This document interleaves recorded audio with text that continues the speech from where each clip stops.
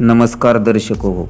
उजनी धरणात येणारी आवक ही कमी झालेली असेल. दौंडचा विसर्ग कालच्या तुलनेत आज कमी जरी झाला असेल तरी उजनी धरण परिसरातील होत असलेल्या पावसाचाही फायदा उजनी धरणाची टक्केवारी वाढण्यासाठी होत आहे.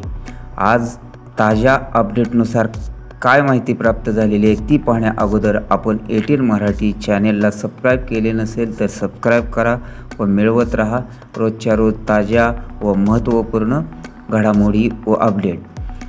एकूण आज उजनी धरणामध्ये 82.82 TMC पाणीसाठा जमा झालेला आहे.